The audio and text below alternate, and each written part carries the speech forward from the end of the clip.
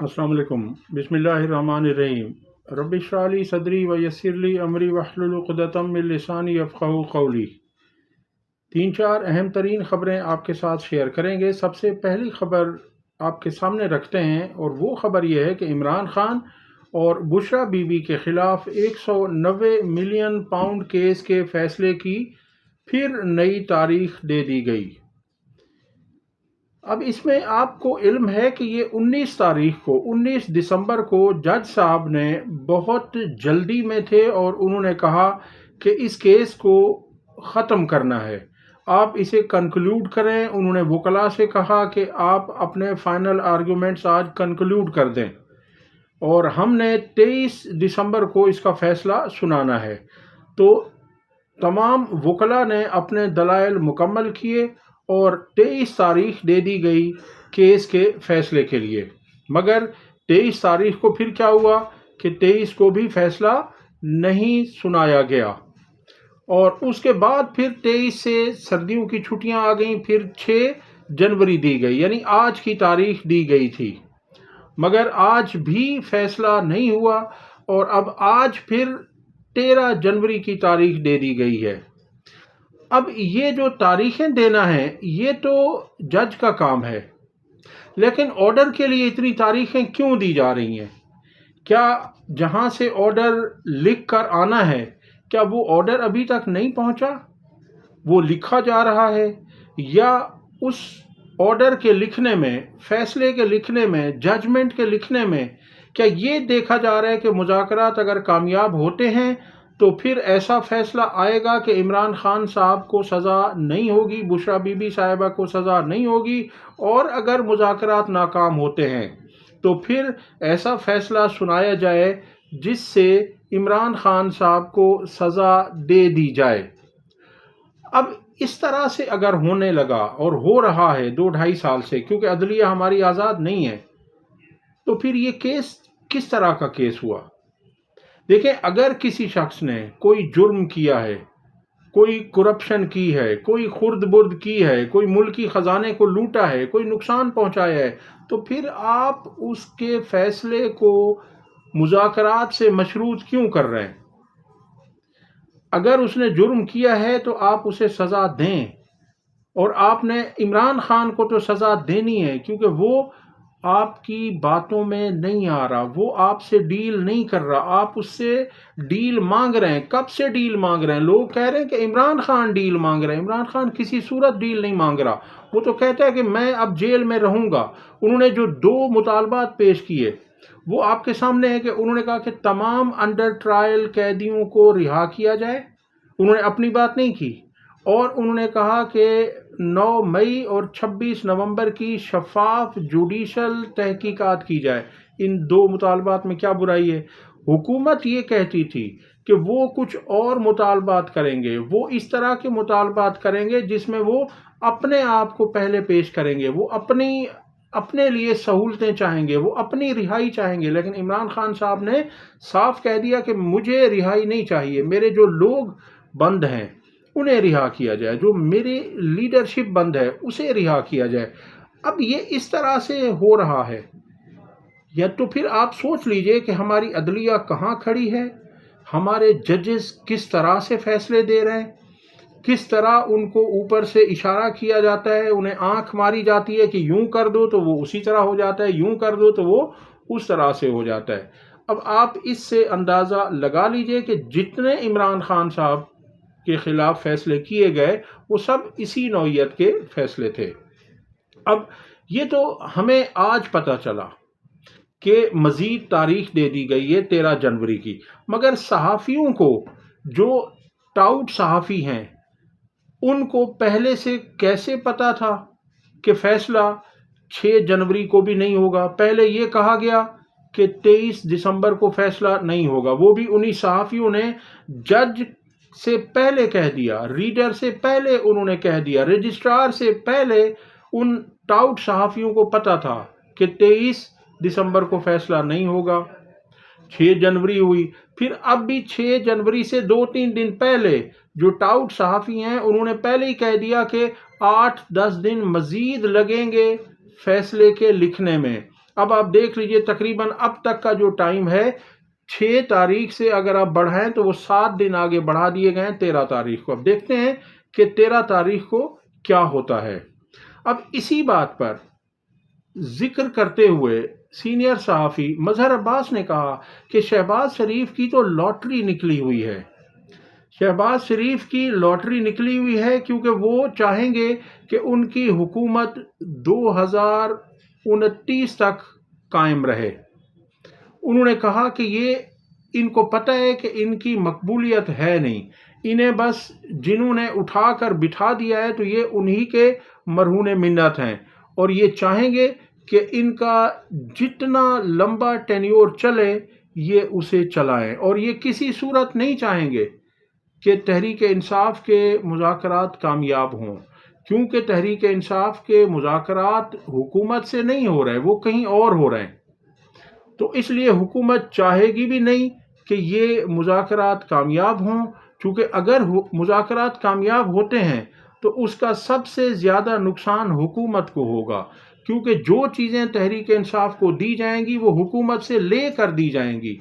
تو اس لیے شہباز شریف and company کسی صورت نہیں چاہے گی کہ یہ مذاکرات کامیاب ہوں. اب دیکھتے ہیں کہ آگے ہوتا کیا ہے. اگلی خبر میں آپ سے شیئر کروں، اور وہ خبر یہ ہے کہ عمران ریاض خان صاحب نے ایک انٹرویو دیا ہے سیاست پی کے کو. اس میں ان کا کہنا یہ تھا، اس میں انہوں نے بڑے ہوش ربا انکشافات کیے ہیں. انہوں نے کہا کہ مجھے اب اطلاعات ہیں کہ مجھے اٹھایا جائے گا، اور انہوں نے کہا کہ انہیں کسی نے فون کر کے کہا کہ تمہارے اوپر حملہ ہو سکتا ہے، اور اس مرتبہ تمہیں اٹھا کر قید نہیں کیا جائے گا بلکہ تمہیں مار دیا جائے گا. اب یہ اس طرح کے کام، کیا یہ ریاستوں کے یہ کام ہے؟ کیا حکومتوں کے یہ کام ہے کہ آپ اگر کسی شخص کے، کسی صحافی کے نقطۂ نظر آپ سے مخالف ہو، آپ کا اینٹی ہو، تو اس کے ساتھ اس طرح سے کیا جائے؟ پہلے انہیں 4-5 مہینے تک پابند سلاسل رکھا گیا، جو ان کے ساتھ زیادتیاں کی گئیں وہ سب آپ کے سامنے ہیں، اور اب یہ ہے کہ انہیں بالکل اٹھا کر انہیں مار دیا جائے. تو یہ کتنی بڑی زیادتی ہے. انہوں نے مزید کہا کہ مجھے کسی نے فون کیا اور انہوں نے کہا کہ آپ یہاں سے نکل جائیں جس جگہ پر. تو عمران ریاض خان نے کہا کہ آپ کو کیسے پتا کہ میں کہاں پر ہوں؟ آپ مجھے بتائیے کہ میں کہاں پر ہوں. تو انہوں نے کہا آپ جہاں بھی ہیں بس آپ وہاں سے فوراً سے پہلے نکل جائیے.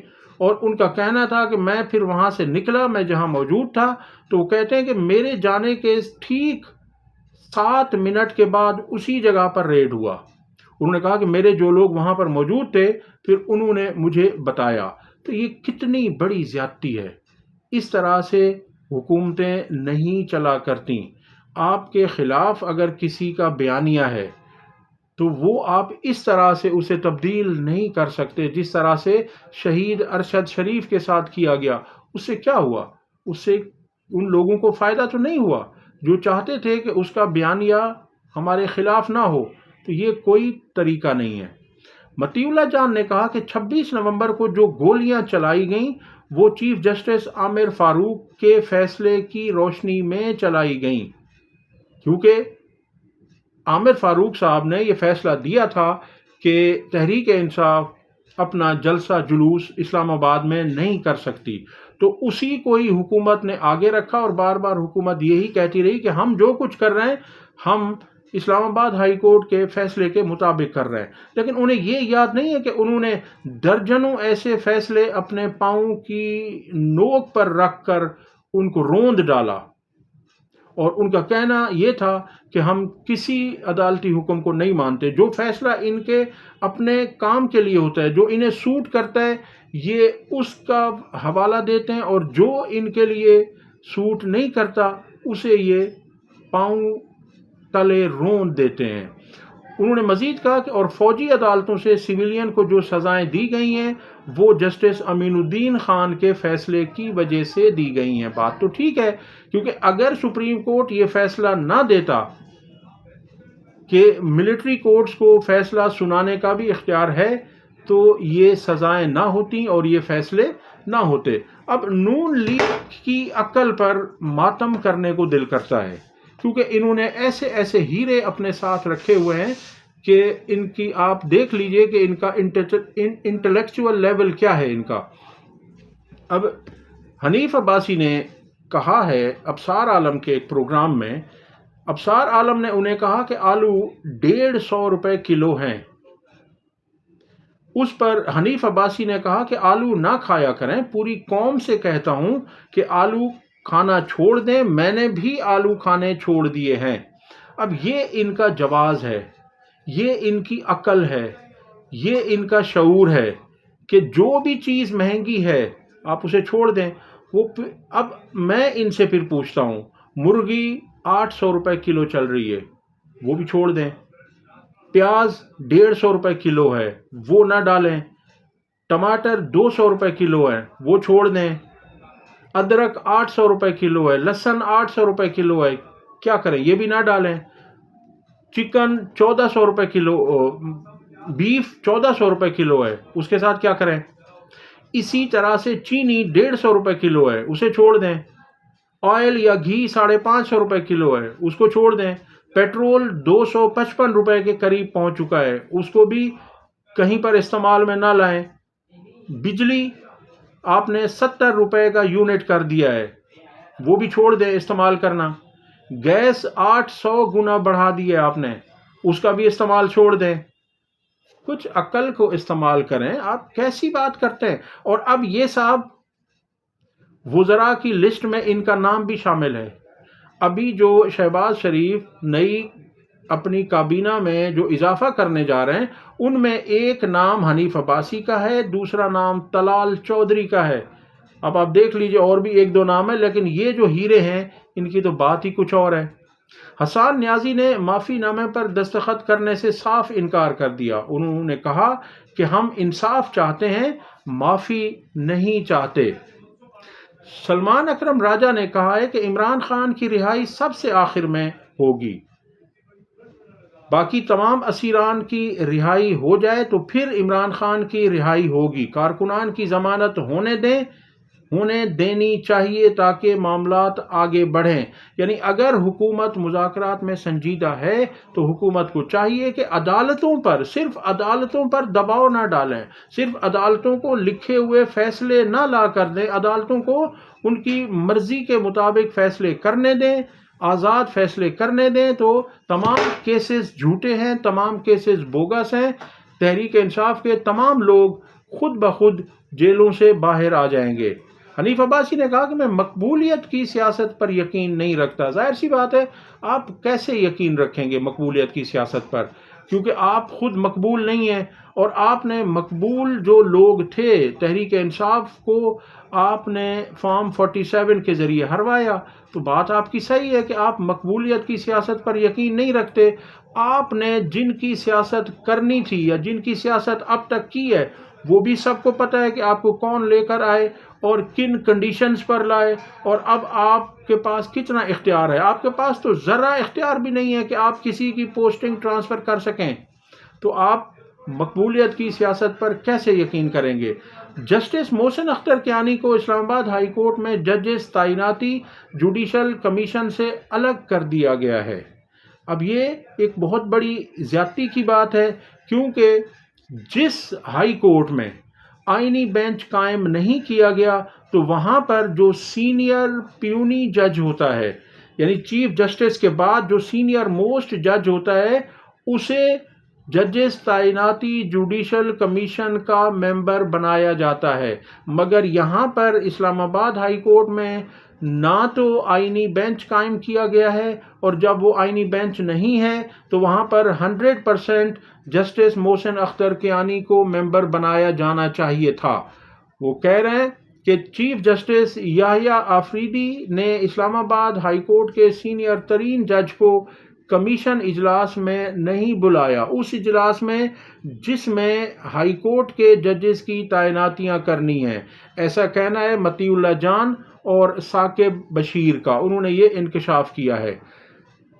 عمر ایوب صاحب کہتے ہیں کہ عمران خان سے جس کمرے میں ملاقات ہوتی ہے وہاں ڈیوائسز لگی ہوئی ہے، ایجنسیوں کے لوگ باتیں لائیو سن رہے ہوتے ہیں۔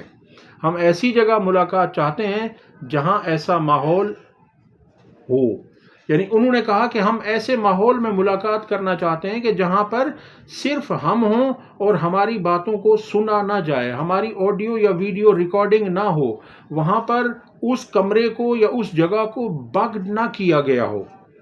یہ چونکہ جو مذاکرات چل رہے ہیں اس میں عمر ایوب صاحب نے حکومت سے کہا تھا کہ ہم نے اپنے قائد عمران خان صاحب سے مشورہ کرنا ہے، ہم نے ان سے پوچھنا ہے کہ کہاں تک کوئی بات پہنچی ہے، تو ہم نے یہ سارا کچھ جو کچھ بھی ہوا ہے یہاں پر ہم نے جا کر ظاہر سی بات ہے کہ اپنے لیڈر کو انفارم کرنا ہے۔ تو اس کے لیے انہوں نے حکومت سے کہا کہ ہمیں ایسا ماحول پرووائڈ کیا جائے کہ جہاں پر یہ تمام چیزیں نہ ہوں، جہاں پر ہماری گفتگو ریکارڈ نہ کی جائے، جہاں پر ہماری آڈیو ویڈیو نہ بنائی جائے۔ تو اس لیے اب دیکھتے ہیں کہ حکومت کیا چاہتی ہے۔ اگر حکومت مذاکرات کو آگے بڑھانا چاہتی ہے تو پھر حکومت کو ایسا انوائرمنٹ، ایسا ماحول تحریک انصاف کو دینا پڑے گا کہ جہاں وہ قائد عمران خان صاحب کے ساتھ جا کر گفتگو کر سکیں آزادی کے ساتھ، آزادانہ ماحول میں۔ اور اگر حکومت نے اجازت دی تو پھر پتہ چلے گا کہ یہ چیز کچھ بات آگے بڑھ رہی ہے، اور اگر نہیں تو پھر یہ وہیں پر پتہ چلے گا کہ اب یہ بات آگے مزید نہیں بڑھ سکتی۔ اب تک کے لیے اتنا ہی۔ ویڈیو پسند آئی ہو تو لائک اور شیئر کریں، چینل کو سبسکرائب کریں۔ اللہ حافظ۔